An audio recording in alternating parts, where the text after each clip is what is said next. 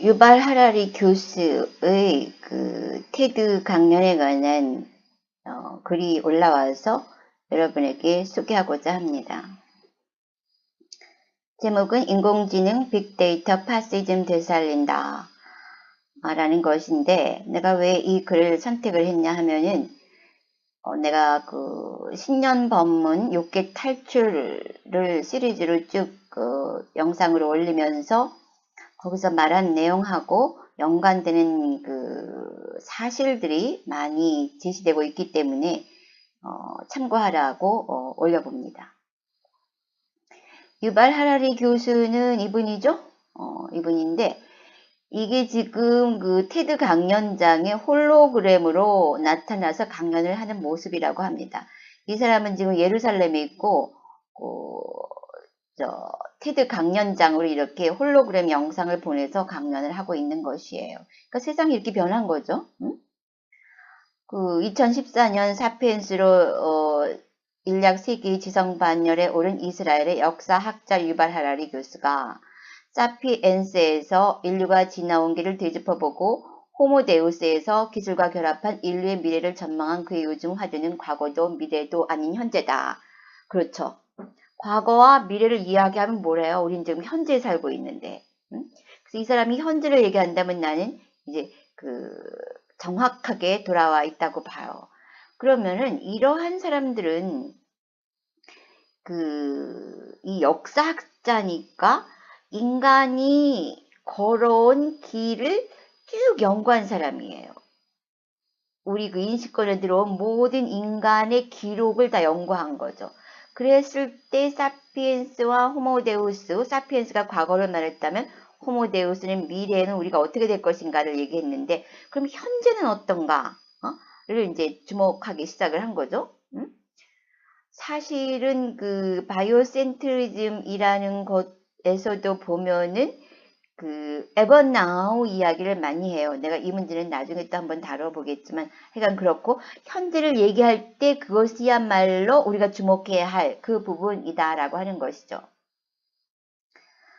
그랬을 때 이번에 세 번째, 이번에도 책을 하나 냈다고 하는데, 21세기의 지침 21가지를 다룬 그러한 책을 냈다고 합니다. 결국 현재로 돌아오는 그의 지필 방식은 역사와 미래를 공부하고 전망하는 의미를 다시금 생각하게 해준다. 이건 무슨 얘기냐 하면은, 이 사람은 인류가 만들어 놓은 그 데이터, 기록을 처음 한 번씩 훑어봤다는 거예요. 그리고서 과거에 이랬기 때문에 미래는 이럴 것이고 지금 현재는 이런 모습이다 라고 전망하고 있는 거죠. 그러면서 디지털 아바타 홀로그램으로 강연을 한다. 이 사람이 테드 컨퍼런스에 가지고 나온 주제는 파시즘의 귀환, 뒤집어 이야기하면 민주주의의 몰락이다. 기술과 권력의 관계를 천착한 끝에 내린 결론이라고 하겠다. 요새 우리가 그 뉴스 같은 걸 보면은 이 옳고 그름이라는 게 그름이 아직은 드러나요. 잘못된 것이 어떤 그 흐름 속에서 회오리처럼 확 올라옵니다. 그래서 이게 이제 해결되겠구나 하고 기다리고 있으면은 어느 선에서 탁 올라가지 못하고 툭 떨어지는 그러한 좌절과 실망감 이런 것을 우리가 많이 경험을 하고 있어요. 요즘은.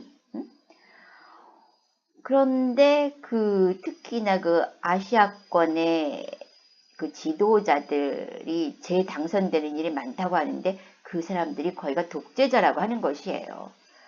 그래서 요즘 보면 어떤 권력이 권력을 양산하는, 부가 부를 양산하듯이 권력이 권력을 양산하는, 그래서 그 권력의 힘으로 뭐가 발전합니까? 기술이 다시 발전하죠. 그래서 유발 하라리 교수는 그것을 지적하고 있는 것이에요. 기술과 권력의 관계를 천착한 끝에 내린 결론이 뭐냐? 독재의 귀환이다. 나도 전에 그 뉴스를 보니까 아시아권에서 독재자들이 다시 당선되고 있다. 그래서 이게 참 문제가 심각하다 하는 얘기를 한번 하려다가 그냥 넘어갔었는데 결국 여기서 다시 돌아와서 그 얘기를 하게 되네요. 그럼 파시즘은 왜 그렇게 솔깃할까? 당신의 데이터는 어떻게 파시즘을 작동시킬까? 내가 요게 탈출 법문에서 계속 이야기했을 때 데이터라는 이야기를 많이 했잖아요. 그것이 그 현재에선 데이터지만은 현재라는 그 모멘트가 지나면서 그것은 우리 기억으로 들어갑니다. 그래서 싼냐, 퍼셉션, 상이 되는 것이에요.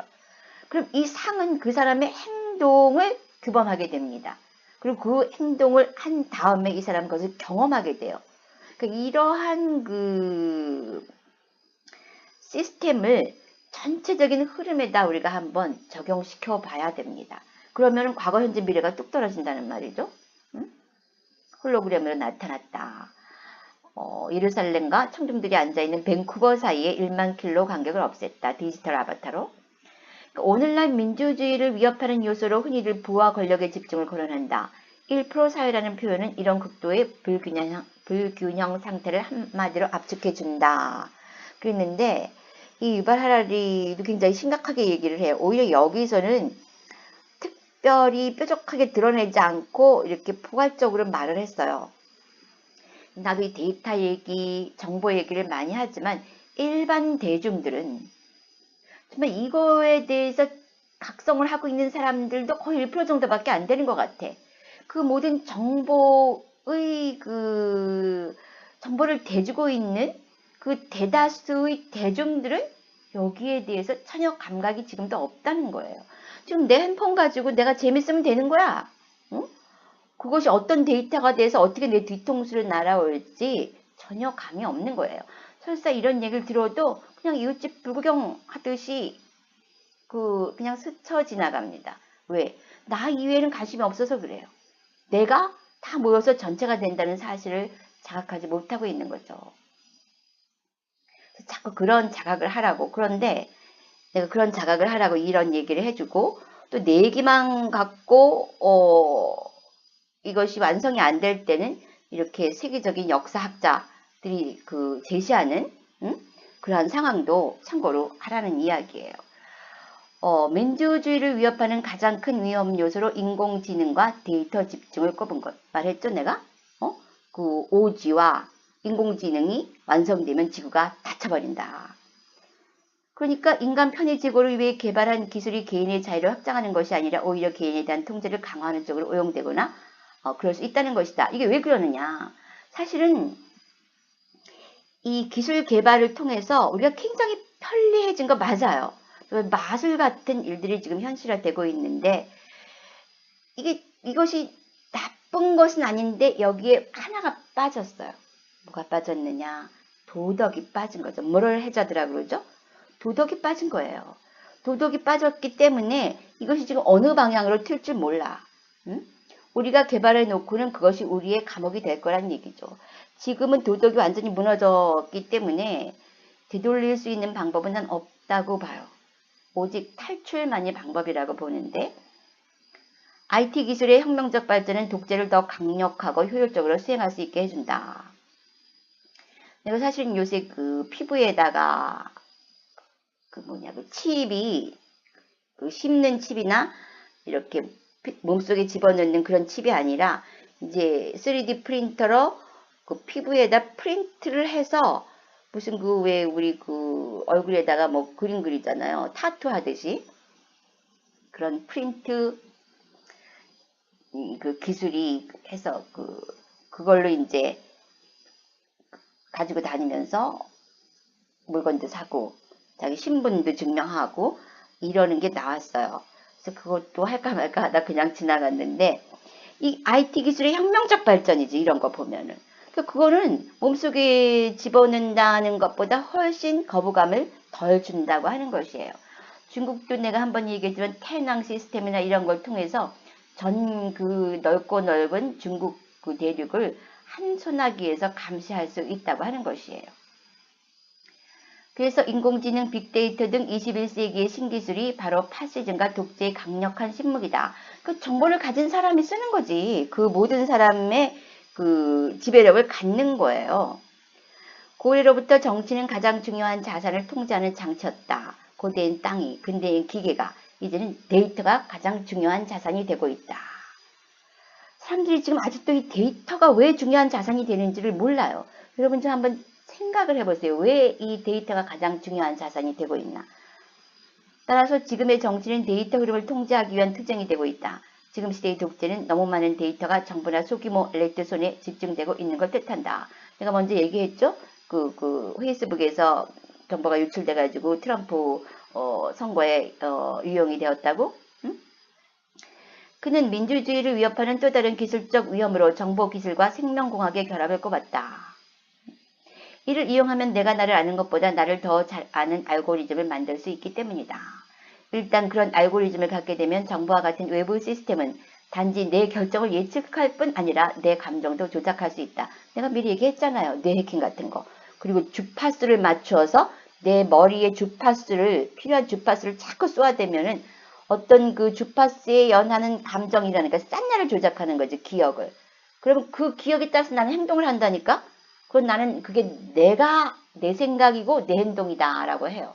근데 그것이 그 주파수를 보내는 사람이 이게 부합하게 한다면은 그 사람 아무 거부감 없이 그 주파수를 쏘아댄 사람의 유익함을 위해서, 이익을 위해서 또는 독재를 위해서 행동한다고 하는 얘기죠. 응? 그러니까 나를 사랑하게 하고 야당을 미워하게 만들 수 있다.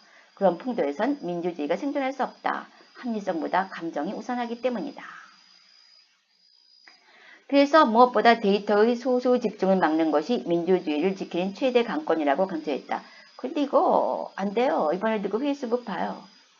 그는 엔지니어가 아닌 일반 개인들에겐 데이터를 움켜쥔 사람들이 데이터를 이용해 우리 자신의 감정을 해킹하지 못하게 해야 한다고 주문했다. 어떻게? 개인이 어떻게 그거를 해? 그러려면 나 자신의 약점을 알아둘 필요가 있으며 그것이 민주주의의 적들의 손아귀에 들어가지 않도록 하라고 그는 강조했다. 지금 누가 민주주의고 누가 민주주의의 적인지 알 것 같아요? 응? 그것도 애매하고 내가 그랬잖아요. 그렇기 때문에 자기 자신의 생각이 어떤 그 기계적 그 데이터에 의해서 영향받지 못하도록 항상 명상, 자기가 자기 자신을 지키고 있어야 한다고 내가 얘기했죠? 그 스님이 하는 얘기가 동떨어진 나만의 독단적인 얘기가 아닌 것이에요. 뭐랬어요? 굴지의 IT 기업들은 이제 우리의 뇌와 감정을 해킹하는 지경에 이르렀다. 지금 그 두뇌의 모든 그 분야와 기능을 만들어낸 브레인 맵, 두뇌 지도까지 다 나왔다고 하는 것이에요. 데이터의 통제권을 누가 갖고 있느냐가 중요하다고 거듭 역설했다. 근데 이거 알아도 지금 그 가지고 있는 데이터를 누가 어떻게 할 수가 없는 거예요, 이미. 이미 그 프레임이 세틀링이 됐다고 하는 얘기죠. 지금 우리가 할 수 있는 건 가능하면 내 마음을 지켜야 하고 그리고 명상을 통해서 깨달음으로 탈출하는 거 방법밖에 결론이 없다는 것이에요. 기업과 정부 간의 큰 차이는 없다. 아까도 말했듯이 핵심은 누가 데이터를 통제하느냐이다. 그 누구가 바로 진짜 정부다. 데이터를 통제하는 것이 기업이라면 기업이 곧 정부다. 하라리가 이에 맞서는 방법으로 권유하는 것은 개개인이 현안을 방관하지 않고 적극 참여하는 것이다. 그러니까 지금 이렇게 하라리가 얘기를 한 다음에 현재로 들어와서 이렇게 얘기를 하고 있지만은 몇몇 사람들이 이렇게 얘기를 해요. 그러나 방법이 없어 이미. 굉장히 많은 거대 시스템으로 들어가고 있기 때문에 그래서 다시 한번 말하지만은 이 사람들도 몰라요 방법이. 자기도 그 시스템 속에 하나이기 때문에. 그나마 아직은 이렇게 말해줄 수 있는 사람들이 있다는 것이 다행인 것이에요. 방법은 딱 하나예요. 탈출이지, 탈출. exit. 이 지구는 이제 그 데이터의 영역에서 못 벗어나. 이제 피부에다가 그 칩 같은 거를 정보 장치를 인식 장치를 프린팅 해가지고 다니면은 그건 다 프린팅 한단 말이야. 그러면서 상거래를 못하게 해요. 상거래를 못하게 하면은 너도 나도 자발적으로 다 가서 할 거라고. 또 그 사람들이 자발적으로 하게 만드는 시스템이 있어요. 그 문제는 내가 기회가 되면 나중에 다시 얘기하겠지만 그렇게 되면은 그 정보는 당연히 그 데이터를 가진 사람한테 가고 그 권력이 가는데 그 데이터는 IT 기술을 가지고 있는 사람이고 IT 기술은 개인이 개발하기보다는 어떤 엄청난 자본을 필요로 하기 때문에 돈과 금력과 권력을 가진 그 시스템 속으로 들어가게 되어 있어요. 그래서 이런 말밖에 할 수가 없는 거야. 아무리 그렇게 현재와 과거와 미래를 왔다 갔다 해도 개개인이 현안을 방관하지 않고 적극 참여하는 것이다. 그러나 아놀라 스님은 개개인이 자기 마음을 지키고 철저하게 깨달음으로 탈출하는 것이다. 아놀라 스님은 이렇게 말하고 있는 것이에요.